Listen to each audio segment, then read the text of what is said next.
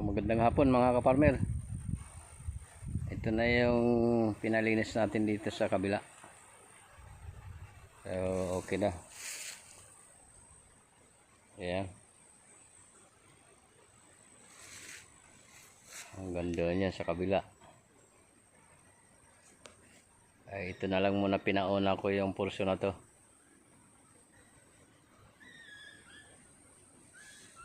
Balikan na lang tong portion na to.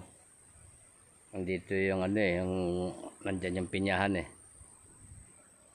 kasi kailangan makapagtanim tayo ng kasoy doon sa kabila. So lipat muna sila doon para pag nayari yon makahabol tayo ng tanim nitong August ng kasoy. Isusulid naman natin kasoy yun doon. Ka-alternate niya yung dwarf na nyog. So ito, stop muna dito. Ito na yung rambutan natin, nalinisan na. Malaki na rin next year ito bubunga na to. So ito yung portion na to, nalinisan na ito nung last year. Pero hindi naman yan, kasi malalaki na yung ating mga nyug dyan. Gusto ko lang malinisan yung pinya dyan. Nakakakuha tayo ng dyan, tawag nito yung pangtanim. Ito yung mga nyug dyan, yung dito sa portion na to, yan namumunga na. Mababa lang po, pero tall variety ito. Libasa na alagaan din to nung nakaraan ng ng linis. Ayan, mga nyugan yan dyan sa loob. So pagkatapos doon pababalikan ko to.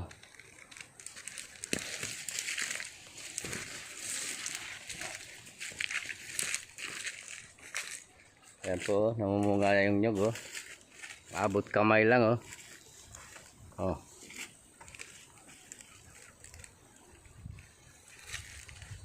So ito,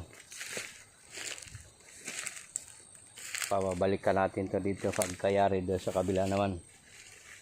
Nandyan yung portion ng pinyahan natin sa loob na yan.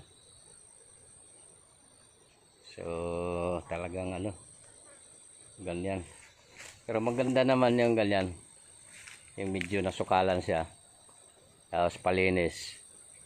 Lahat ng mabubulok na tatabasin natin dyan, magiging pataba siya.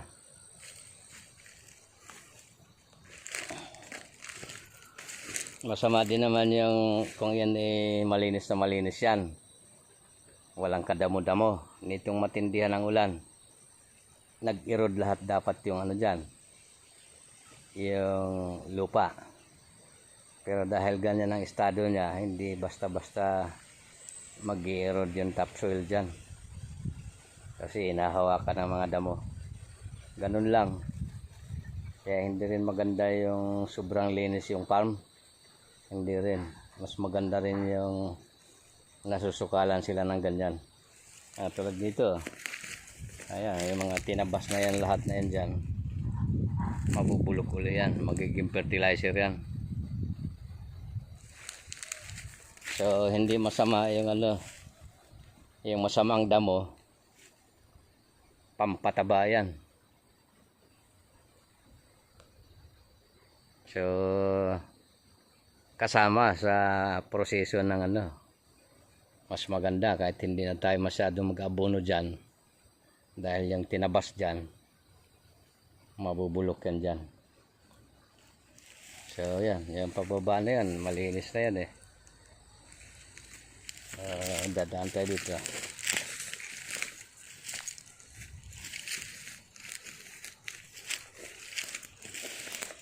Ang ganda nito pag nalinis itong lugar na to, kasi magaganda na ang nyug dyan, nagbubunga na. Mabababa lang ang mga nyug dyan, namumunga na. Ayan. Saka ito kasi yung lugar na una nating pinursige, kaya na ito, develop na tong area na to. Yan o. Puro nyug na po yan. Saka yung mga mangga na grafted, malalaki na dyan. Magbubunga na rin yan. Ayan, tinataas ko na lang yung ano, wala tayong drone. Ayan. Tapos yan, gulpong kasuya na oh. Nakukuhanan na natin ng maraming buto tong kasuya natin dito. So ayan. Ayan po.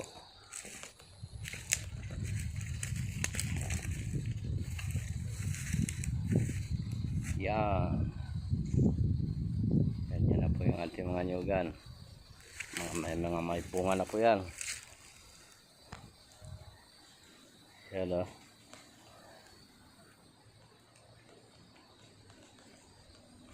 Mga nangalaglag na rin yung mga natuyo dyan.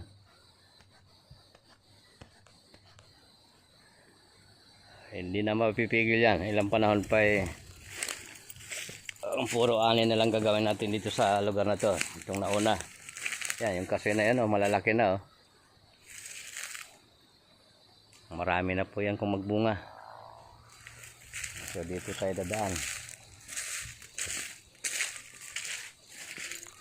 Ito yung isang puno dito na dwarf. Yung tinatawag nilang aromatic. Napakatamis po nito. Nga lang yung bunga niya hindi kasing dami. Nga lang napakatamis ng ano niyan, yung buko tsaka yung laman, napakasarap niyan. Ito yung dwarf na aromatic. So pinaparami din natin yan. So dito tayo dadaan. Ito nagras katira na ito nung nakaraan. Pero ito na naman. Pero hindi bale, at least malalaki na naman kasi dito. Malalaki na yung kasuya natin dito. So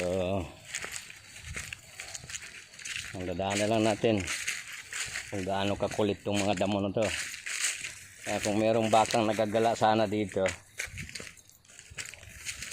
kaya pinag-iisipan namin kung bibili nga ng baka ay yung dalawang baka dito palagay ko pwedeng pwede.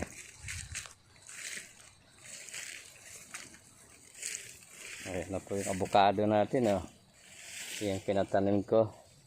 So yung ganyan alisin natin. Ayan, para sasanga siya dyan marami.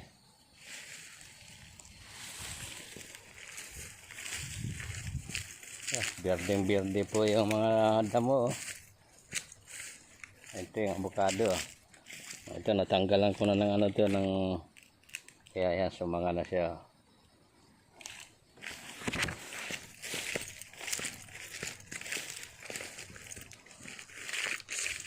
Yan po yung damo. Napakalusog ng damo. Kaya kung meron sana tayong baka.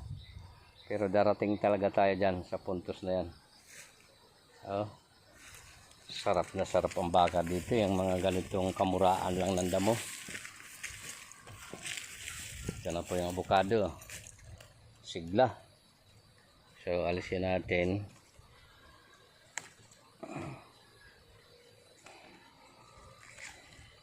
Para sumanga siya dyan. Yan po. Yan. Niyugan po natin lahat yung nandyan. Lahat ng matatanaw na yan. Malawak po ito. Yung una natin na develop. Hanggang doon sa ano, mga 10 hektarya po to. Ito yung una natin na develop. Na inaanihan na natin. Ito mga mangga na to. Pabunga na ito nitong next year. Grafted ito eh. So yan po. Ayan oh. Malalaki na po ang puno ng mga kasoy. Ano na po yan, almost 10 years na yan. So Ayan, sana bigyan tayo ng maraming bunga nitong ano. So, ito na yung avocado. Tanggalan natin ng ano para sa mga ganyan ginagawa ko eh. Nahukay yung puno sa hangin.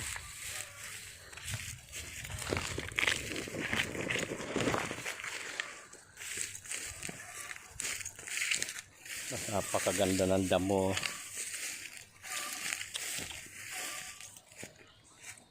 Ito medyo madali lang tabasan to kasi kamuraan. Pagka ito naka-isang buwan, lubog na naman to. Kaya matindi. Pag-grass cutteran ko to kaagad para mabilis.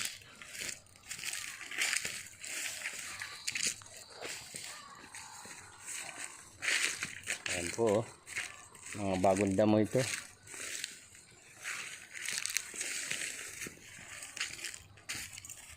Ayan. So, kapunin natin. Kahit hindi po grafted ang avocado, ganyanin lang.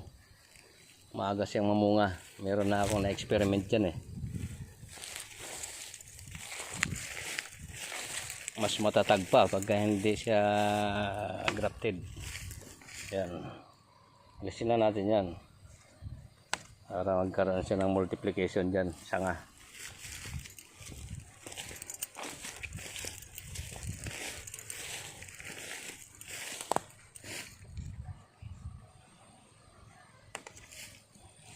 Yan po yung mga nyug natin So pinapasibo lang natin talaga sila dyan sa puno. Yun kalat. Yan, dami niyang bunga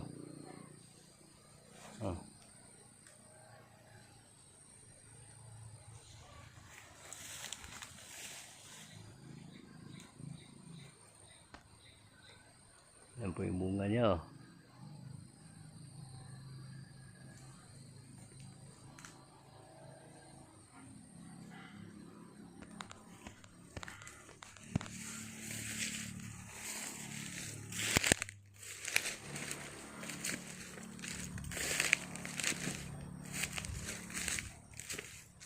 Apo. Kaya yung gulpo na yan, lilinisin natin yan. Malalaki na yung mga halaman. Kaya meron tayong isang puno na ano dyan yung chiko. Ayan, mga kasoy natin Kaya kailangan malinis talaga ngayon yan. Hanggang doon sa tuktok, ang ganda po niya pag nalinis. Tatanawin natin yan nitong pagka nalinis yung buo hanggang doon sa burol. Ang ganda tingnan yan. Ang ganda nga sana kung meron tayong drone.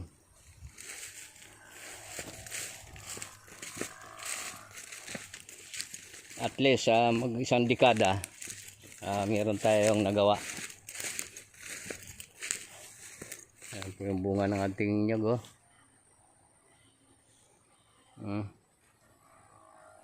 Nangalaglag na din po yan sa puno. Yan ang dami Yan pasisibol nila natin yan dyan. Pagdating ngayong tag-araw, kukuliktahin natin lahat yan tag-araw. May na yan, may mga sibol na yan. Ikakamada natin sa isang lugar. So, yan.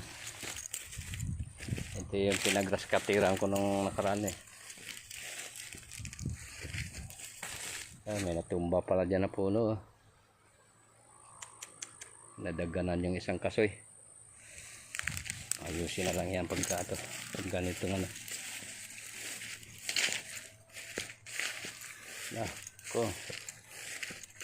masukal na naman.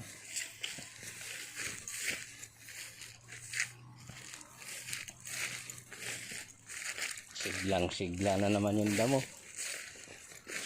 Ito yung development ng unang tinanim natin na avocado. Kung matandaan nyo dyan sa vlog ko, almost 1 month lang Iba pagka medyo malaki na itatanim natin.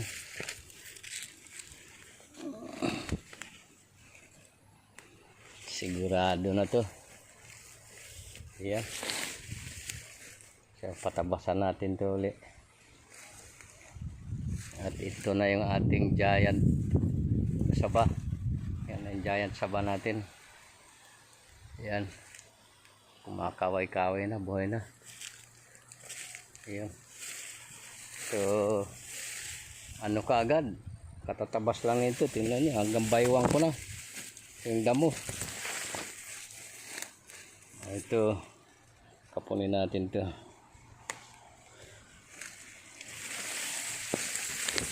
Oh, ay kung mayroong baka talagang pwedeng kumpain. Kakaritin lang yan Ganda. Ang damo. Sinusundan ka agad yung mga tinanim natin dito.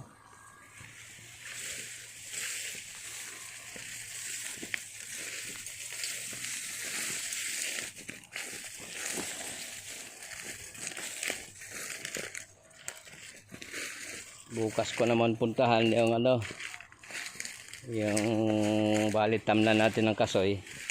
Iikutan ko bukas yun.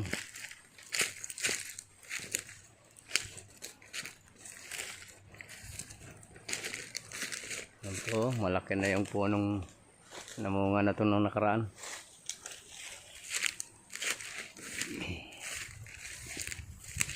Ito yung mga abukado natin na inanihan nitong nakaraan.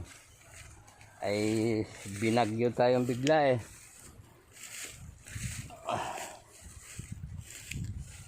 kaya napunta lang lahat sa baba yung na bumagsak. Ayan mga nagbagsakan po na abukado yan. Yan.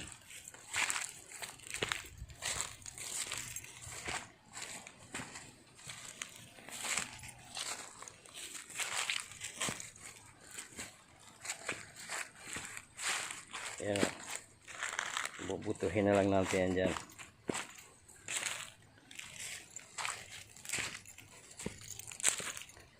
Yan. Dami.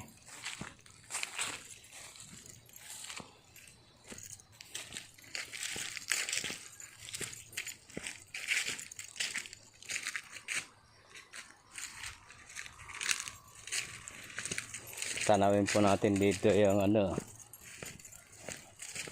ating mga nyog dyan na namumunga na. Ganda na.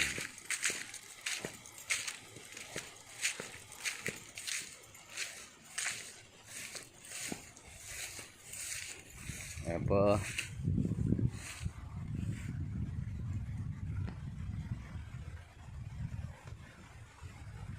Ayan. Kumakaway-kaway Nyuga natin lahat yan dyan sa portion na yan. Ayan.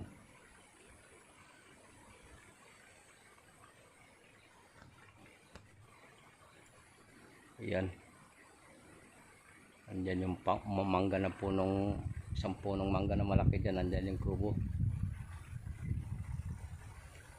Ganda paliparan nga sana ng drone.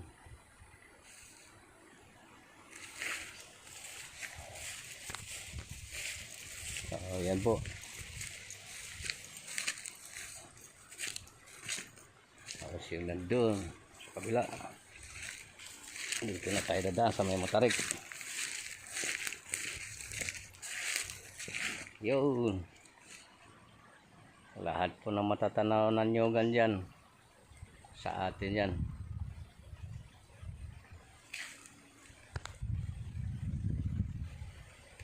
Yan. Sinom natin.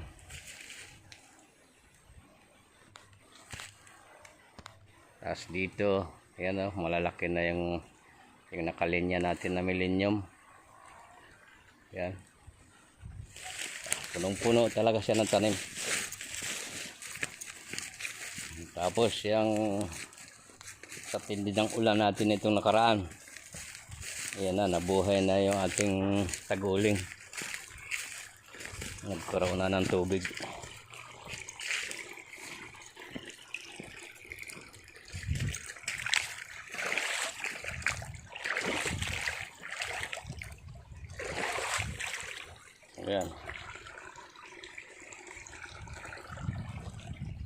Mayroon na tayong supply na tubig dito. Kung magdilig, biglang umaraw, dyan lang sa salok. Pagdating ng bandang December, paiga na rin po to.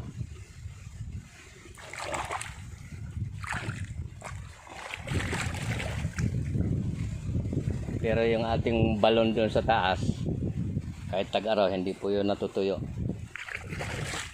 Yan ang kagandahan dito sa area na to. Meron tayong tubig, source na tubig na inumin.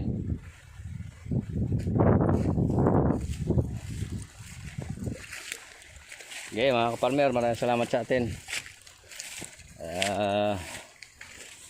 Yung iba po na makapanood sa aking mga video, farm operation muna po ito.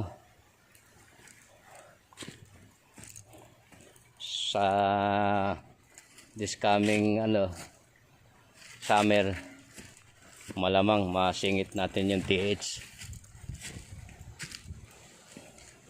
Diba? Maraming salamat sa atin. Magandang hapon. God bless sa ating lahat.